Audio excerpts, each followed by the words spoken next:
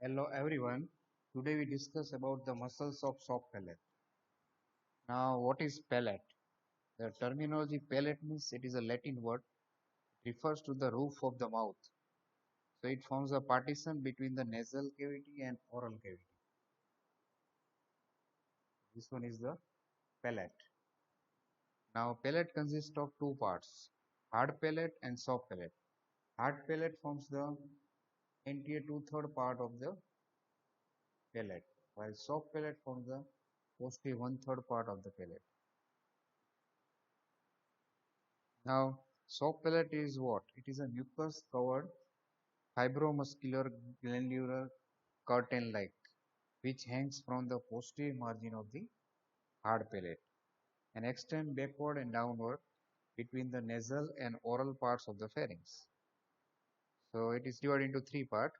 Anterior third part is fibrous, middle third part is muscular, and posterior third part is glandular. So that's why it is called a fibromuscular glandular curtain-like part. Now, movements of the soft palate which help in the deglutition, speech, and blowing of the air through the mouth by closing the pharyngeal isthmus, which communicate the naso and oropharynx. Now, presenting part of the soft palate. When relaxed and pendant soft palate, it is quadrilateral. It is a quadrilateral in shape. So this one is the hard palate, and this one is the soft palate. Now, it presents two surfaces, anterior surface and dorsal aspect posterior surface, and four borders, anterior, posterior, and two lateral borders. Now, anterior surface is the concave one. From before backward and from side to side, it is a concave one, and it presents a median raphe. Now, surface become inferior when the palate is stretched, and the posterior surface is the convex one, and it is directed. This one is the posterior surface. This one is the posterior surface of the soft palate, and it is directed backward and upward, and it forms the anterior boundary of the pharyngeal isthmus. This one is the nasopharyngeal nasopharynx, and this one is the pharyngeal isthmus. So it forms the anterior boundary of the pharyngeal isthmus, and on each side it is connected with the tubal elevation by the salpingo-palatine fold. Now upper border that is attached at the posterior margin of the hard palate. Two lateral border, they are continuous with the wall of the pharynx, and lower border it is the free one, and it presents a medial conical projection called as uvula, and from the base of the uvula two mucosal folds extend downward on each side. That is called as a uvula. Now there are two folds extend downward on each side from the base of the uvula. They are called as a palatoglossal arch anteriorly and palatopharyngeal arch posteriorly. Palatoglossal arch passes downward and forward to the side of the tongue in front of the tonsillar fossa, while palatopharyngeal arch extends downward and backward behind the tonsillar fossa. Here there is a location of the tonsil. So this one is in front of the tonsillar fossa, this one is behind the tonsillar fossa. This one is a palatoglossal arch, and this one is the palatopharyngeal arch. These are the two arches extend downward mucosal fold from the uvula. Now composition of the soft palate. It consists of bilaminar fold of mucous membrane and containing the palatine aponeurosis. This one is the palatine aponeurosis. Then five pairs of palatine muscles, nerves, vessels, and palatine glands. Now first of all we discuss about the palatine aponeurosis. It is the fibrous framework of the soft palate where all the palatine muscles are attached. And actually the aponeurosis is the expanded tendon of the tensor veli palatine muscle near its insertion. Now aponeurosis is attached in front to the posterior margin of the and also the under surface of the hard palate up to the palatine crest, to the palatine crest. And on each side it is after winding around the lateral side of the pterygoid humulus. Here there is a pterygoid humulus, right? This one is a palatine aponeurosis. So in the middle line, this aponeurosis becomes split and to enclose the one of the muscle of palate, that is musculus uvuli. Now we discuss one by one muscles of the soft palate. They are arranged in 5 pairs and they are named as follows: tensor veli palatini, then levator veli palatini, then palatopharyngeus, palatoglossus, and musculus uvuli. Now we discuss one by one muscle. First of all, the tensor veli palatini. This muscle take origin from the scaphoid fossa of the medial pterygoid plate. On each side there is a medial pterygoid plate. So from the scaphoid fossa of the medial pterygoid plate. So one origin is from here. Second is from the lateral and fibrous lamina of the auditory tube. So this one is the muscular part of the tensor veli palatini, arise from the lateral margin as well as lamina of the cartilaginous part of the auditory tube. This one is the auditory tube. This one is the lateral margin. So from here it takes part of the origin. And also from the sulcus tubi and spine of the spinal bone. So these are the three origin point of the tensor veli palatini. So in short, it is a triangular in shape muscle and it converges below to form the rounded tendon, and this tendon turns medially around the lateral side of the pterygoid humulus. This one is the pterygoid humulus, and from which it is separated by a bursa. So between this pterygoid humulus, that is the part of the bone, and tendon, there is a presence of bursa. Finally, this tendon reaches the soft palate for its insertion as a palatine aponeurosis. This tendon becomes flattened here and attached on the posterior margin of the soft palate. That forms the palatine aponeurosis. After passing through the tendinous arch of the origin of the buccinator muscle. So buccinator muscle, this one is the buccinator, right? Now the action of the tensor veli palatini muscle, it stretches and depresses the anterior part of the soft palate and thereby closes the pharyngeal isthmus.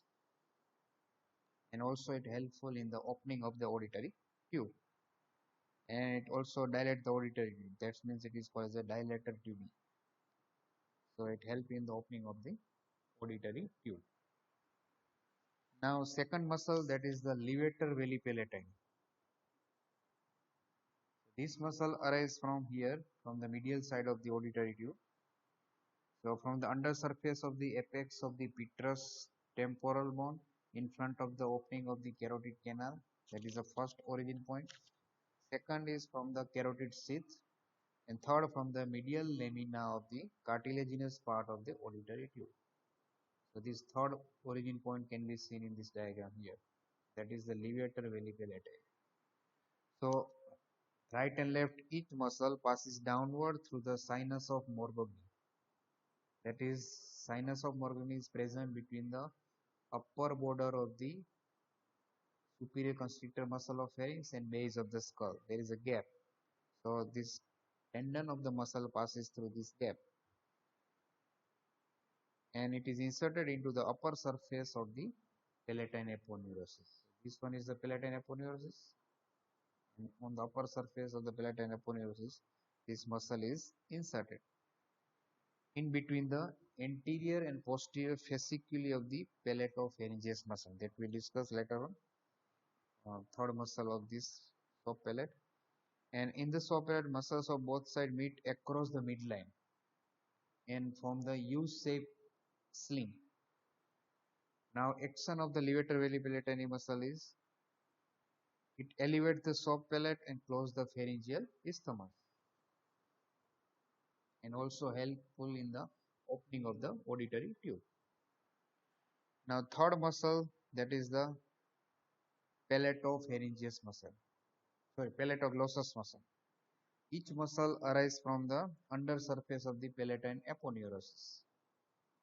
This one is the palatine aponeurosis. From the under surface of the palatine aponeurosis, there is the origin of palatoglossus muscle. Now it passes downward and forward on each side, and finally it is passes under cover of the palatoglossal arch that present in front of the tonsillar fossa, because this palatoglossal fold extends from the base of the uvula on each side, passes in front of the tonsillar fossa. So within this fold, there is a passage of the palatoglossus muscle. Yes. And finally, it is inserted into the side of the tongue at the junction of anterior two-third and posterior one-third of the tongue. And few fiber are continuous with the transverse lingual muscle of the tongue. Now, action of the palatoglossus is it pull up the root of the tongue and approximate the palatoglossal arches to close the oropharyngeal isthmus. Right. So within the oral cavity, part of the pharynx which lies near the oral cavity, that is called the oropharynx. So oropharyngeal isthmus can be closed by the approximation of the right and left palatoglossal arches. Now fourth muscle is the palatopharyngeus muscle. This one is the palatopharyngeus. It takes origin from the under surface of the palatine aponeurosis by anterior and posterior fasciculi, and they are separated by the insertion of the levator veli palatine muscle. So in between the two fasciculi of the palatopharyngeus, there is a tendon of the levator veli palatine passes. Now antifasciculosis arises from the hard palate and upper part of the palatine aponeurosis, and posterior fasciculi arise from the lower part of the palatine aponeurosis. Now both the fasciculi join the posterolaterally and form the single muscle, which passes downward and backward under cover of the palatopharyngeal arch. This one is the palatopharyngeal arch. Behind the tonsillar fossa, within this palatopharyngeal arch, there is a passage of the palatopharyngeus muscles. Now, finally, this palatopharyngeal muscle is inserted by joining with the another two muscle fold that can be seen here. That is, one muscle come from the auditory tube, that is salpingeal tube, that is salpingopharyngeus muscle. One muscle comes from the styloid process, that is stylopharyngeus muscle, and this one is the palatopharyngeus muscle. So these three muscles form a common conjoint seat. So most of the fiber of the conjoint seat are inserted into the posterior lamina of the posterior border of the lamina of the thyroid cartilage. Some fibers spread along the pharyngeal wall itself and are inserted into the median fibrous raphe, pharyngeal raphe, and few fibers of the palatopharyngeus sweep backwards under cover of the pars ridge and form a U-shaped sling of the palatopharyngeus muscle. Now, what is the action of the palatopharyngeus? It elevates the larynx and pharynx during swallowing and close the pharyngeal isthmus by opposing the palatopharyngeal arches. Right? By approximating this palatopharyngeal arches right and left, so it close the pharyngeal isthmus by opposing the palatopharyngeal arches. So this is the action of the palatopharyngeus muscle. Now last muscle, that is the musculus uvuli, that can be seen in this diagram here. So each muscle arises from the posterior nasal spine of the hard palate and passes backward and downward within the tubular sheath of the palatine aponeurosis, and it is inserted into the mucous membrane of the uvula. And action of the musculus uvuli is it pulls the uvula forward to its own side. So this one muscle can be seen, it is the musculus uvuli, that passes under the fold of the mucous membrane of the uvula. So there are the five muscles of the soft palate: tensor veli palatini, levator veli palatini, palatoglossus, palatopharyngeus, and musculus uvuli. Now supply of the muscles of soft palate. First of all, the motor nerve supply. All the muscles of soft palate are supplied by the cranial loop of accessory nerve, except tensor veli palatini, which is supplied by the trunk of the mandibular nerve through the otic ganglion without really carrying the fibers from the nerve to medial pterygoid muscle. So nerve to medial pterygoid branch of mandibular nerve supply the tensor veli palatini muscle. And secretomotor fibers, that so preganglionic fiber arise from the superior salivatory nucleus, passes through the facial nerve, through its branch greater petrosal nerve, then nerve of pterygoid canal, and finally they are relayed into the pterygopalatine ganglion. And postganglionic fiber reach the palatine glands via greater as well as lesser palatine nerves. So these are the greater and lesser palatine nerves. So through this nerve, uh, secretomotor fiber reach up to the palatine glands. Now sensory fiber, that is general sensation, that is carried via greater as well as lesser palatine nerves. And also glossopharyngeal nerve carries the general sensory fiber. And spatial sensation, particularly the taste sensation from the oral surface of the soft palate. From the oral surface of the soft palate, taste sensation carried via glossopharyngeal as well as lesser palatine nerves. So this is about the motor as well as sensory nerve supply of the muscles of soft palate. Now clinical aspect of the soft palate. In case of injury to the vagus nerve, because cranial nerve top accessory nerve from the pharyngeal plexus and it distributes through the vagus nerve. So injury to the vagus nerve causes a paralysis of the soft palate. And what effect occurs due to the lesion of the vagus nerve? It produces the nasal regurgitation of the liquids, nasal twang in the voice, flattening of the palatal arches on the side of the lesion, and also opposite to the side of lesion there is a deviation of the uvula. Second clinical aspect, that is the cleft palate. Then there is a it is a developmental anomaly causes the cleft palate due to the unfusion of the uh, horizontal process of the maxilla as well as palate. And third clinical anatomy, that is the tertiary stage of syphilis. There are chances of perforation of the hard palate, particularly in the neonatal region. There is a perforation of the hard palate that is occurs in the sexually transmitted disease, that is syphilis. In the third stage of syphilis, there are chances of perforation of the hard palate. And last clinical anatomy, that is epignethus. Epignethus is what? Commonly occurs in the palate. It is a rare neonatal oropharyngeal teratoma, and there are high mortality rate, and it causes the obstruction in the airway. So epignethus is a rarely occurs oropharyngeal teratoma. These are the diagrams showing the different bilateral hair lip as well as cleft palate. Hair lip as well as cleft palate. This one is a hair lip unilateral, this one is a bilateral, and it passes more towards the posterior aspect, causes the complete cleft palate. Here there is a perforation of the cleft palate. Sorry, perforation of the palate.